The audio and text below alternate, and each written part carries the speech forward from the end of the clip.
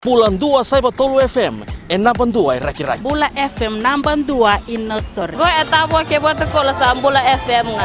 Bula FM namban 2 Korbu. Bula FM namban 2 Esawa. Bula FM namban 2 Lotoka. Bula. Namban 2 Bula FM memba. Bula FM namban 2 NSR in Singapore. Kalau tali tak ada warung yang Bula FM Lotoka. Du ale akar warung Bula FM namban 2 NSR.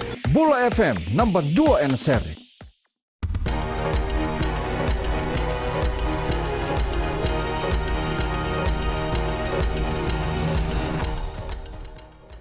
Ni sambula sai koyangona bakaleleka ni nonda tukutuku. Esa waraga tigana tambana ni bengarabi ni e-ticketing na dikiri ka kadibaki ene tubutubu ni bakanga takilabu ni matini tu ni ronondolu tinkaba o yana National Switch Decree. Na dikiri yongo esolia na ngalala kina leoni benua ke iraira wakarotaka na misini mesa tori baki kina na bengarabi yongo. Esa tori baki tigo na bengarabi yongo ena nondo benua ia sotava bakalebu tiko e bunga na mbole-mbole. Tukuna na buni wala tunde ni minisitiri kangaraba na bela kayaki o Commander Francis Keane. Ni sabaka e dore e sona beisau, memba seka kina na binaka ni bengarabi e na tambana ongo. E sa mararoi e na mataka ni kua e na nonra sau tambu bakaturanga na kalebu ko ratu sa kiusa makutu.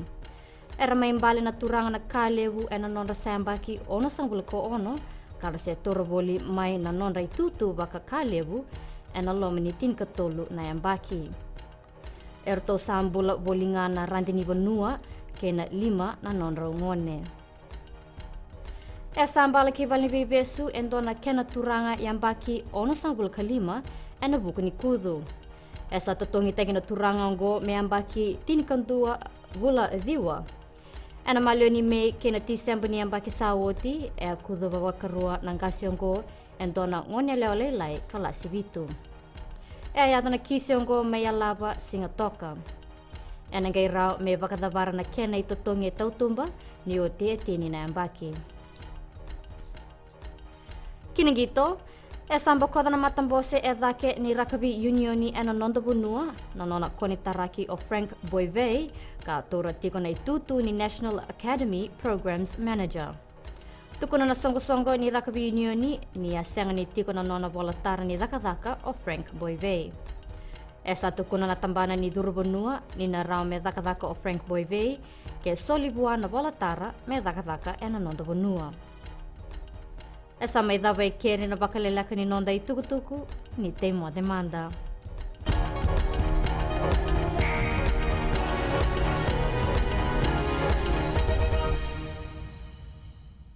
Ito singata kundo talita na warungan na Radio Fijuan na station yalmutua.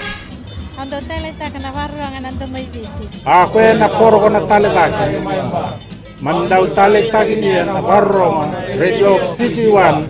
Keto talita kana Radio Fiji 1. Na Radio Fiji 1 endo talita kitalanga e Singapore. Station ni Matino Pinatia na Radio Fiji 1 kwa beyan. Na Radio Fijuan nandu mai viti na bonga ni BNN.